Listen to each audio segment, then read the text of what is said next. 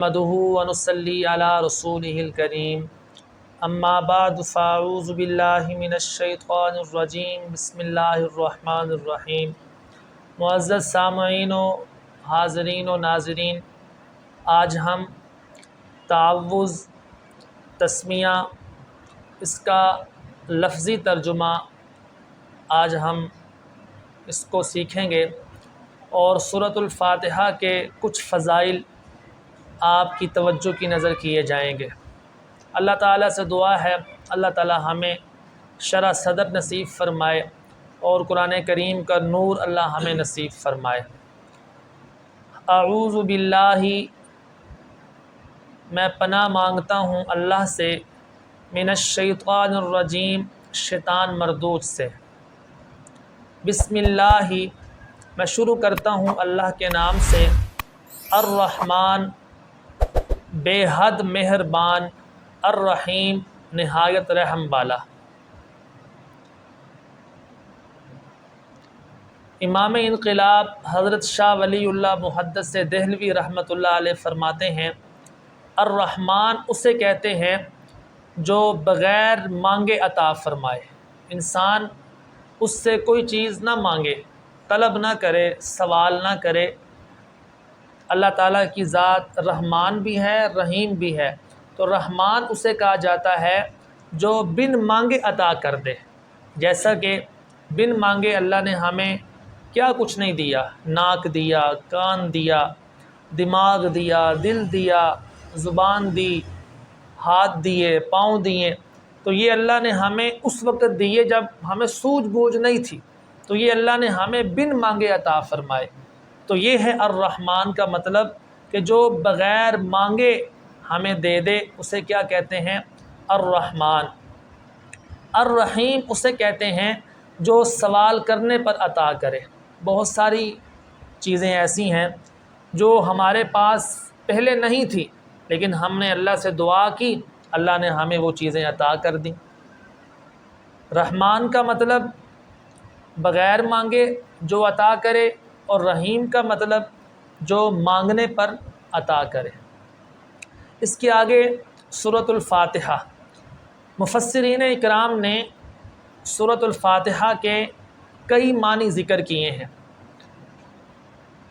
سورۃ الفاتحہ کا ایک معنی یہ ہے کھولنا، یعنی کہ ہم قرآن کریم کو کھولتے ہیں تو قرآن کریم کا آغاز جس صورت سے ہوتا ہے، قرآن کریم کو جس صورت سے کھولا جاتا ہے، وہ صورت ہے سورۃ الفاتحہ۔ انسان کوئی بھی کام کرتا ہے، اس کام کو کرنے سے پہلے، اس کا آغاز کرنے سے پہلے کسی چیز کی ابتدا سے پہلے اس کو کھولا جاتا ہے۔ ایسے ہی قرآن کریم ہے، اس میں اللہ نے سورۃ الفاتحہ رکھی ہے، اور سورہ فاتحہ قرآن کریم کی سب سے پہلی صورت ہے۔ قرآن کی ابتدا ہی سورۃ الفاتحہ سے ہوتی ہے، تو فاتحہ کا معنی ہے کھولنا۔ اس صورت کے اندر اللہ نے پہلے اپنی تعریف کی ہے، پھر دوسرے نمبر پر اللہ نے اس میں یہ بتایا ہے کہ میرے سے جو تو نے چیز مانگنی ہے، وہ پہلے یہ ہے کہ تو اپنا تعلق بتا کہ تیرا تعلق میرے سے کیا ہے، تیرا رشتہ میرے ساتھ کیا ہے۔ پھر اس کے بعد اللہ نے آگے سوال کرنے کا طریقہ اس میں سکھایا ہے۔ آپ اس مثال سے سمجھ لیں گے کہ جب انسان کسی بڑے آدمی کے پاس جائے، یا انسان کسی چیز کو حاصل کرنا چاہتا ہو، اپنے مالک سے کوئی چیز لینا چاہتا ہو، وہ اپنے مالک کے پاس جائے گا، جا کر اس کی تعریف کرے گا کہ آپ بڑے اچھے ہیں، آپ بڑے ہمدرد ہیں، آپ بڑے عاجزی والے ہیں، انکساری والے ہیں، آپ بڑے سخی ہیں۔ وہ اس کی پہلے تعریف کرے گا، پھر تعریف کرنے کے بعد اس کو بتائے گا کہ میں آپ کے ہاں اتنے سالوں سے کام کر رہا ہوں، میں آپ کا ملازم ہوں، میں آپ کا رشتہ دار ہوں، آپ کا محلے دار ہوں، آپ کے پڑوس میں رہتا ہوں۔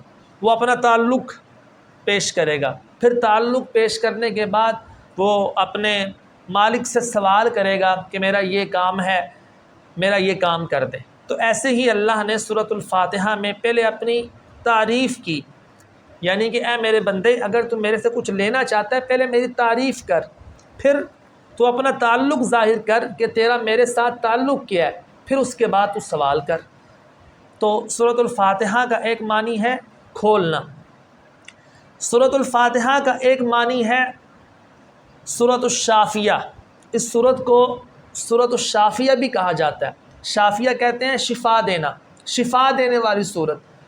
حقیقی طور پر شفا دینے والی ذات اللہ تعالیٰ کی ہے، شفا دینے والی ذات اللہ تعالیٰ کی ہے، لیکن اللہ نے اس صورت میں برکت رکھی ہے۔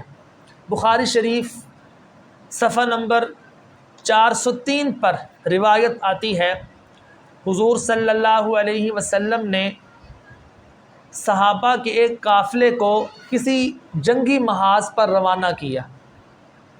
صحابہ کا قافلہ محاذ پر چلا گیا، اللہ نے کامیابی عطا فرمائی۔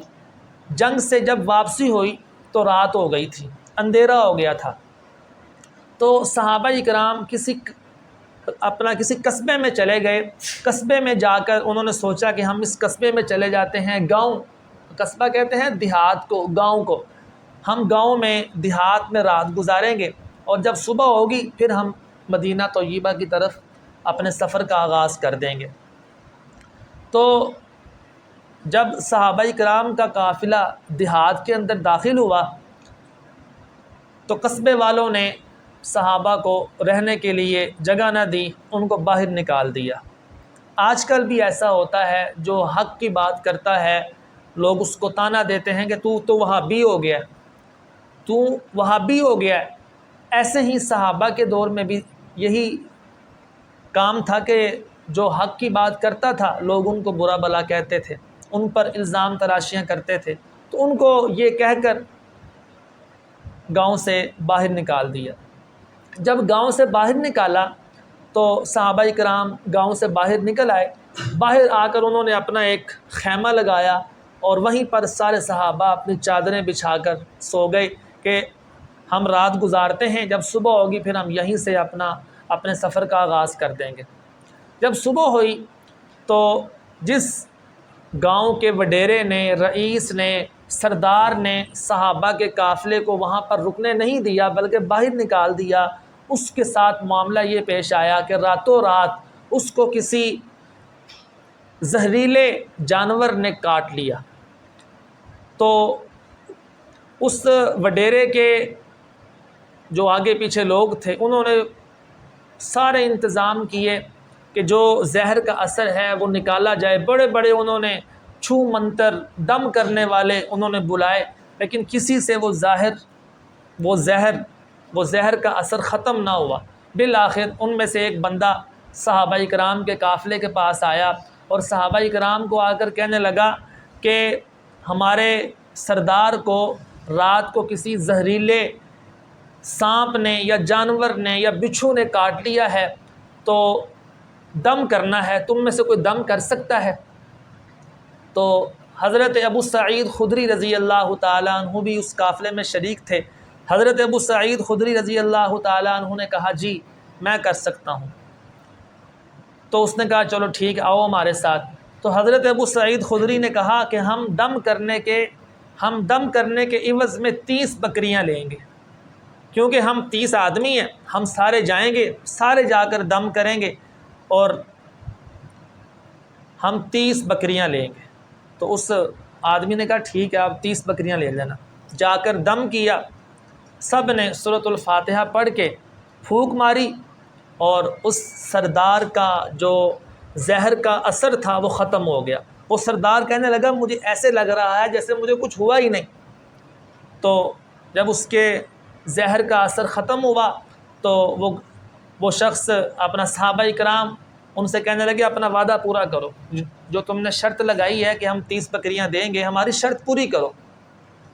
انہوں نے 30 بکریاں سارے صحابہ کو اپنا ہر ایک کو ایک بکری تھام دے، لو جی ہم اپنی شرط پوری کرتے ہیں۔ انہوں نے اپنی جب شرط پوری کی، اب حضرت ابو سعید خدری رضی اللہ تعالیٰ عنہ صحابہ سے کہنے لگے کہ ابھی ہم ان کو استعمال نہیں کریں گے، ہم سیدھا حضور صلی اللہ علیہ وسلم کی خدمت میں حاضری دیں گے۔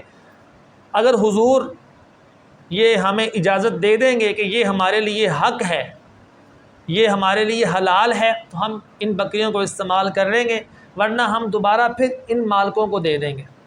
جب حضور کے پاس آئے، حضور کو آ کر ساری بات سنائی تو حضور نے فرمایا کتاب اللہ کا اجر اس سے بھی زیادہ ہے، کتاب اللہ جو تم نے قرآن پڑھ کے دم کیا ہے، قرآن پڑھنے کا اجر اس سے بھی زیادہ ہے، لہٰذا اس میں سے میرا حصہ بھی نکالو، یہ تمہارے لیے جائز ہیں۔ اور فقہا نے یہاں ایک بات لکھی ہے کہ حضور کا جو یہ فرمانا تھا کہ یہ تمہارے لیے جائز ہے بلکہ اس میں سے میرا حصہ بھی نکالو، یہ حضور صلی اللہ علیہ وسلم نے کسی حرص اور لالچ کی بنا پر نہیں کہا تھا، کسی حرص اور لالچ کی بنا پر نہیں کہا تھا، بلکہ صحابہ کو اس بات پر ایگری کرنا تھا کہ تم نے جو قرآن پڑھ کے دم کیا ہے، دم کرنے کے عوض میں جو تم نے ان سے اجرت لی ہے، بکریاں لی ہیں، یہ کوئی تم نے گناہ نہیں کیا، یہ کوئی تم نے گناہ نہیں کیا بلکہ تم نے ثواب والا کام کیا ہے، یہ والی بکریاں تمہارے لیے استعمال کرنا جائز ہے۔ تو فقہاء اکرام فرماتے ہیں اگر کوئی شخص دم کرنے کے پیسے لیتا ہے تو یہ گناہ نہیں ہے بلکہ جائز ہے۔ تو اس سورت کا نام، ایک نام سورت کا سورۃ الشافیہ بھی ہے، اس لیے اس سورت کو سورۃ الشافیہ کہا جاتا ہے۔ تو اللہ تعالیٰ سے دعا ہے اللہ تعالیٰ ہمیں عمل کی توفیق عطا فرمائے۔ کل انشاءاللہ العزیز سورۃ الفاتحہ کا ترجمہ اور مختصر سی تشریح آپ کے سامنے بیان کی جائے گی۔ ایک دفعہ پھر ترجمہ سن لیں۔ اعوذ باللہ، میں پناہ چاہتا ہوں یا میں پناہ مانگتا ہوں اللہ سے، من الشیطان الرجیم، شیطان مردود سے۔ بسم اللہ، میں شروع کرتا ہوں اللہ کے نام سے، الرحمن، بے حد مہربان، الرحیم، نہایت رحم والا۔